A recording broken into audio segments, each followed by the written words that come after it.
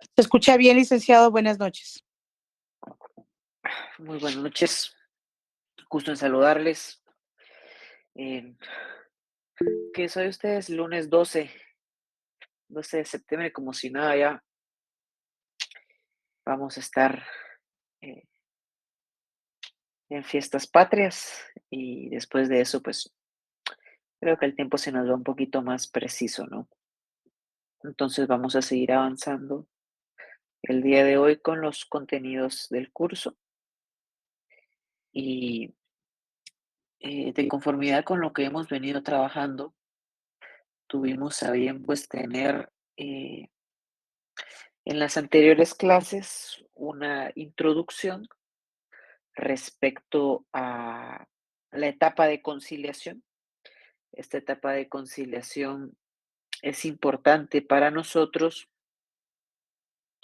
e importante es, ¿verdad?, analizarla en cada una de las incidencias que se van presentando en la misma, toda vez pues que no es un simple trámite el conflicto de carácter económico y social que se plantea ante un órgano jurisdiccional, sino que en este caso, pues cada una de sus etapas tiene incidencias y tiene, pues en este caso, algunas aristas, ¿verdad? Algunas eh, características propias que debemos ir trabajando. Entonces, en las clases anteriores, pues trabajamos específicamente hasta la etapa de la admisión a trámite del conflicto de carácter económico y social y posterior a esta admisión a trámite, pues las prevenciones que se dictan, ¿no?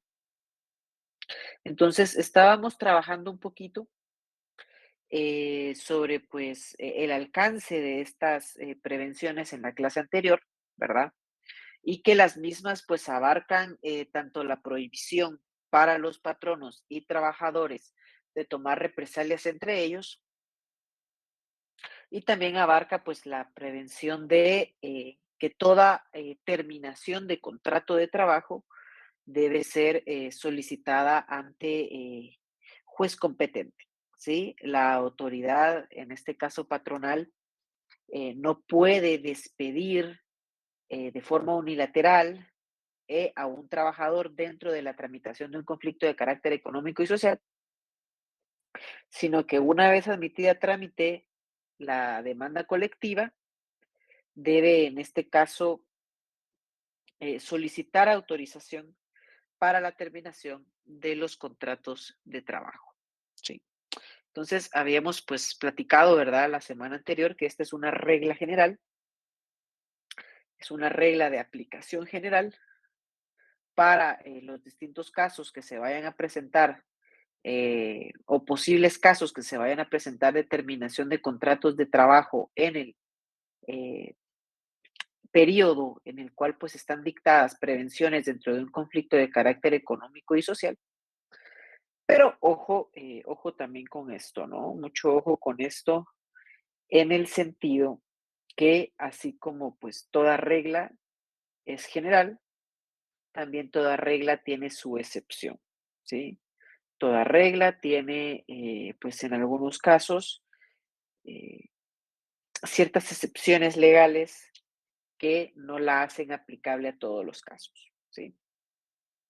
Y mencionábamos que la autorización judicial, en la clase anterior lo mencionábamos, ¿verdad? Tiene dos excepciones. Primero, para los trabajadores en periodo de prueba y segundo, para los trabajadores de confianza del patrón. Ahora bien, expresamente el Código de Trabajo no establece en algún articulado una excepción específicamente en el desarrollo del conflicto de carácter económico y social. No lo tiene, ¿sí? Si ustedes le dan lectura a los distintos artículos que regulan el conflicto de carácter económico y social, pues no hay una norma que nos diga expresamente en el apartado de prevenciones, ¿verdad? Estas prevenciones, pues, tienen las determinadas excepciones, sino que es a través del análisis de el código de trabajo y el funcionamiento del derecho laboral, que doctrinariamente y vía la Corte de Constitucionalidad se ha asentado doctrina legal respecto a las dos excepciones, que, pues bueno, tiene la regla que todo despido o toda terminación de contrato de trabajo durante la tramitación del conflicto de carácter económico y social debe ser autorizada por juez. ¿Sí? La primera excepción es el periodo de prueba.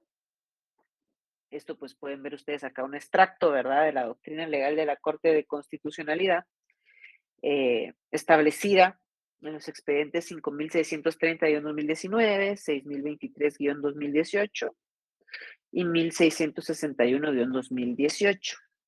Y ustedes pueden tomar nota en el artículo tanto 379 como en el artículo 380 de esta excepción y su doctrina legal, ¿no? Que saben ustedes bien que es de observancia obligatoria para los tribunales de justicia, toda vez de que pues se ha establecido que durante el periodo de prueba, el empleador que se encuentre emplazado por el planteamiento de un conflicto colectivo de carácter económico y social puede dar por finalizada las relaciones laborales que no hubieran superado el periodo de prueba, sin necesidad de obtener previamente la autorización judicial a la que hace referencia los artículos 379 y 380 del Código de Trabajo, ¿no? Y esto tiene su razón de ser o tiene una lógica, toda vez que, pues cuando un trabajador ingresa a un centro de labores y está en el periodo o en el determinado periodo de prueba, el trabajador previamente a entrar a las labores es consciente que debe superar ciertos estándares o ciertas calificaciones en el desempeño de su trabajo para demostrar que es apto y que tiene condiciones para la plaza, ¿no? Se le causaría un perjuicio desmedido al patrono. Recuerden ustedes que si bien el derecho laboral es tutelar de los trabajadores, tampoco esto implica desatender derechos y garantías mínimas de los empleadores, ¿no? De los patronos. Entonces, en este caso, pues se considera lógico que se le causaría un perjuicio mayor al patrono si, por ejemplo, amparado en una prevención dictada en un conflicto de carácter económico y social, pues un mal trabajador o un trabajador que no cumple con las condiciones mínimas para el ejercicio de la plaza o al trabajo al que está optando, pues continúa, ¿verdad? Continúa en el centro de labores. En este caso, pues la finalidad de un conflicto de carácter económico y social es mejorar las condiciones de trabajo de los trabajadores. No es, en este caso, pues ser utilizada como una figura para dotar de inamovilidad a los trabajadores en periodo de prueba. Además, si ya nos encontramos en la etapa de conciliación, es porque ya se agotó una etapa previa de negociación en la cual el trabajador en periodo de prueba no resulta indispensable para el conflicto de carácter económico y social. De hecho, la formación del sindicato, la formación del grupo coaligado, el mandato que se le da para poder emplazar al trabajador y para negociar, ¿verdad? Eh, pues en este caso un nuevo de carácter eh, pues bueno, económico y social, ¿no? Entonces, en este caso sí hay una necesidad eh, de darle al patrono una garantía que no va a ser utilizado o no va a formar parte de las prevenciones un trabajador en periodo de prueba, ¿no? O sea, no, no existe la finalidad del conflicto no es ella, ¿no? Y en la segunda excepción también es un trabajador de confianza, ¿sí? Un trabajador de confianza. Y esto pues también radica en una aplicación lógica de las disposiciones del Código de Trabajo, porque el trabajador de confianza primero no puede formar parte de sindicatos. Saben bien ustedes que cuando se regula la organización de los trabajadores, no puede formar parte de un sindicato, un trabajador de confianza, porque claramente la posición del trabajador de confianza es defender los intereses patronales, no es defender los intereses de los trabajadores. Entonces, en este caso, no sería lógico, no sería lógico que se aplique, ¿sí? Que se aplique, en este caso, eh, una prevención o una protección a un trabajador de confianza, porque en realidad el perjuicio se lo estaría causando a sí mismo el patrono, no le estaría afectando en nada al movimiento sindical o al movimiento del grupo coaligado, el despido de un trabajador de confianza. Entonces, se ha considerado, también por la doctrina de la Corte de Constitucionalidad, que en virtud que el trabajador de confianza no puede integrar movimientos de organización colectiva, ni tampoco defiende intereses de los trabajadores, entonces no se puede considerar su despido como una represalia al movimiento, ¿sí? No se puede considerar como una represalia. Entonces se ha establecido que no es necesario solicitar esta autorización judicial, pues toda vez que por la alta posición jerárquica en la empresa de determinado trabajador debe defender los intereses del patrono, ¿sí? Y por esa misma naturaleza del trabajo de confianza, no le es posible a esta persona apoyar las peticiones económico y sociales de los trabajadores. Entonces, se establece que no se necesita esta autorización judicial porque al igual que en el caso anterior, sería desvirtuar las finalidades de las prevenciones. Sería, pues, en este caso,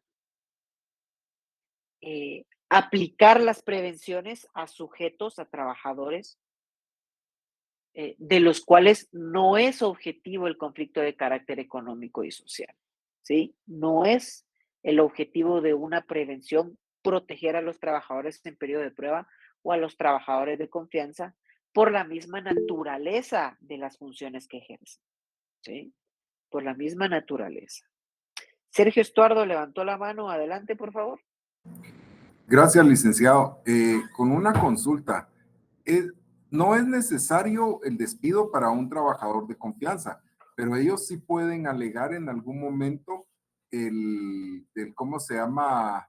Contrato, ¿cómo se le llama esto? Que es cuando tienen continuidad laboral.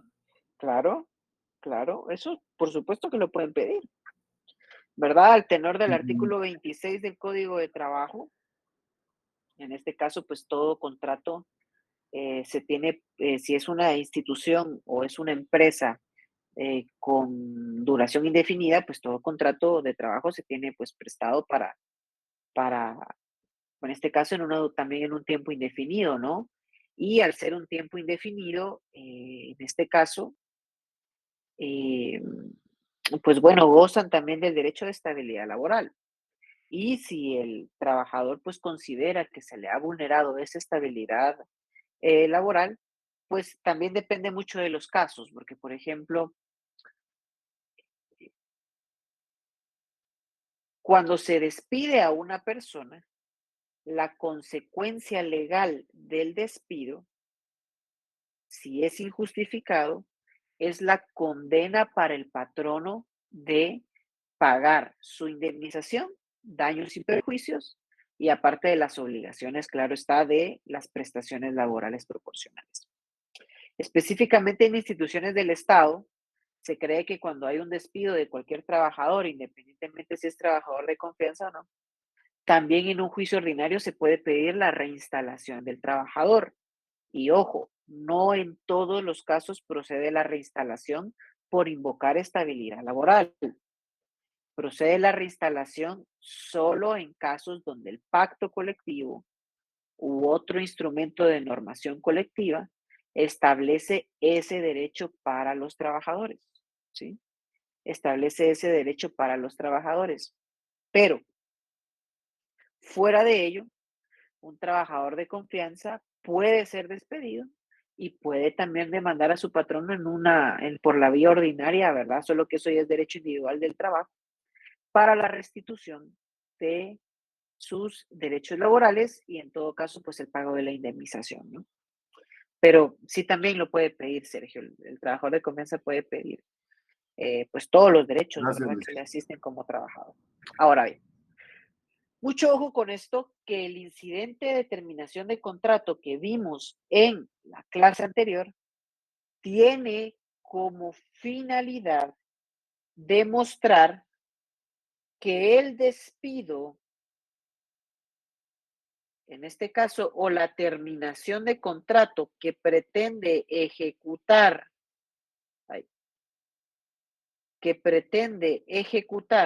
el patrono, no es una represalia, ¿sí?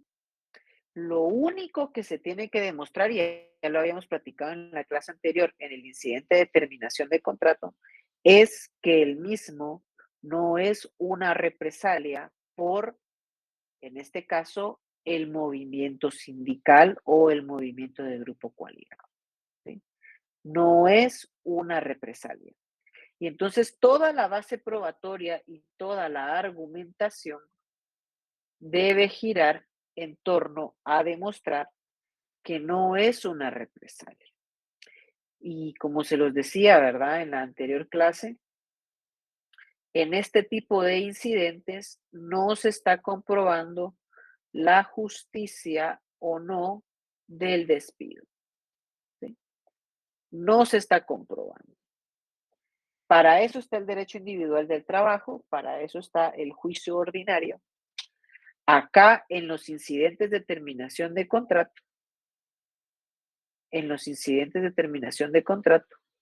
no es necesario, ¿sí? No es necesario en este caso, comprobación de la justicia del despido. Lo único que tiene que comprobar el patrono es que no es represalia el despido que va a ejecutar, ¿sí?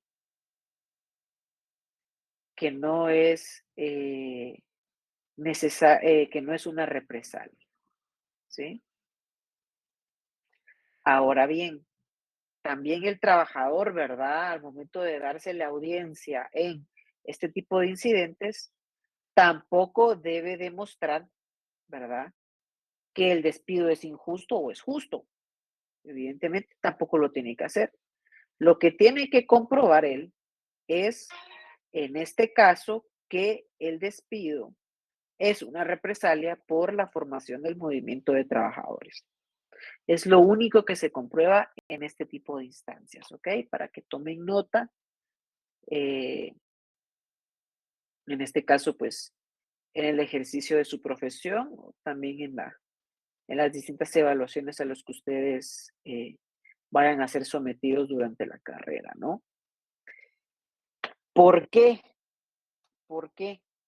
Y esto también anótenlo, ¿sí? Yo me recuerdo que una vez yo estaba platicando con una compañera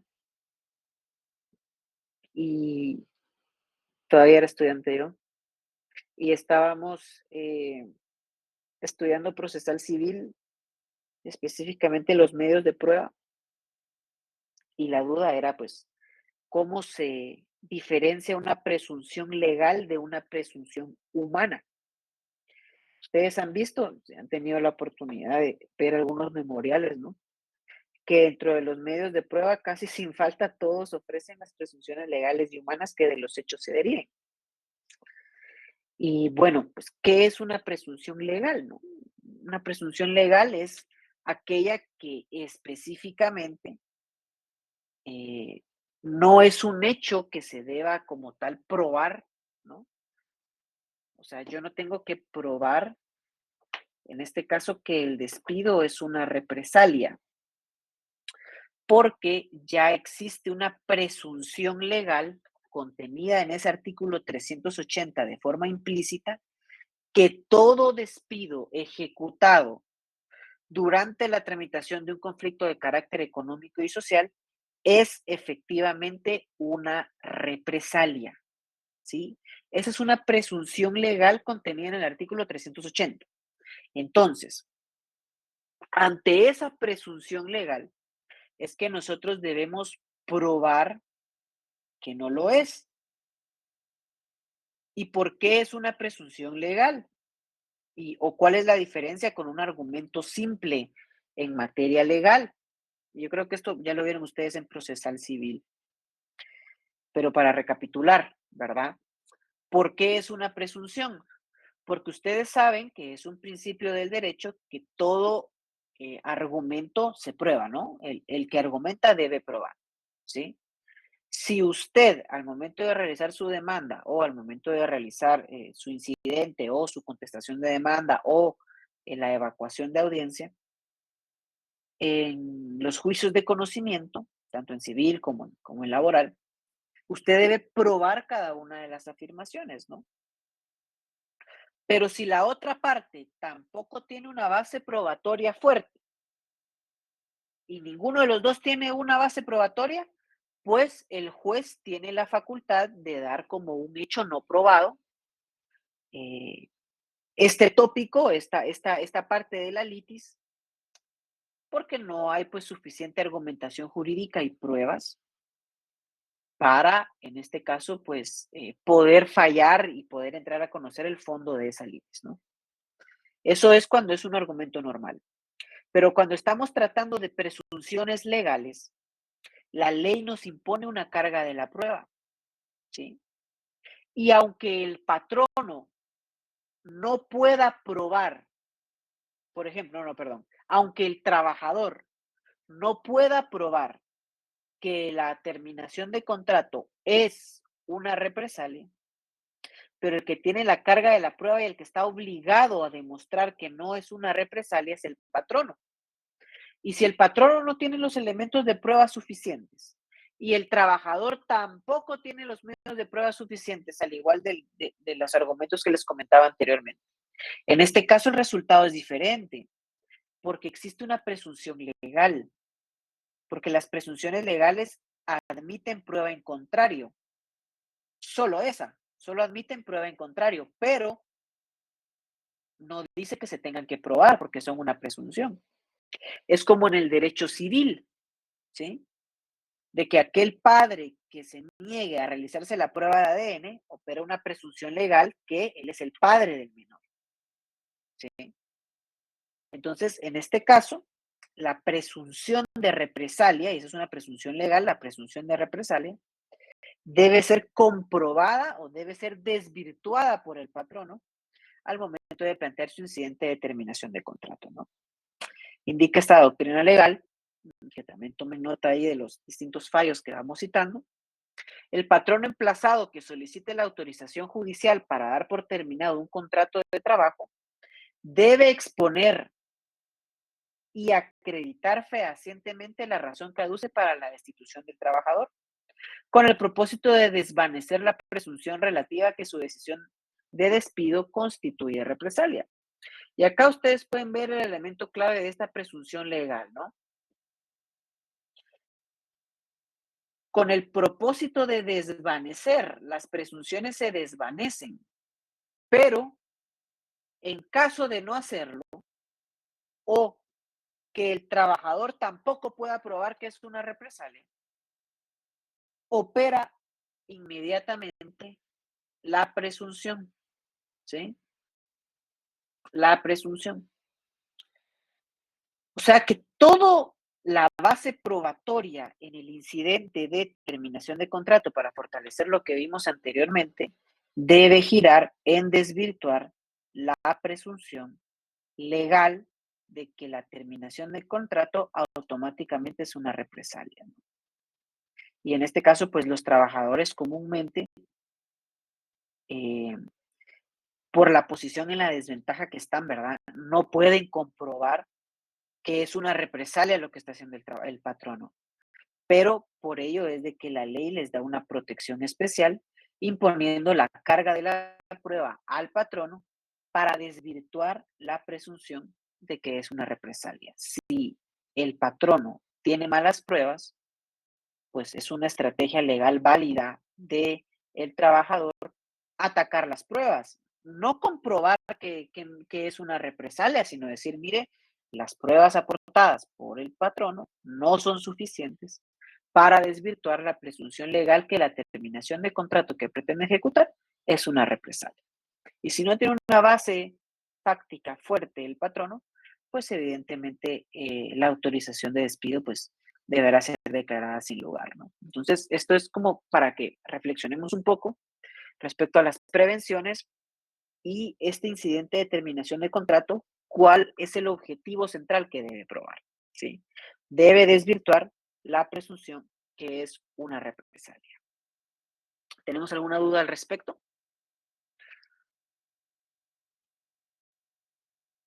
Por mí todo está correcto, licenciado. Todo está correcto con esta fase de la...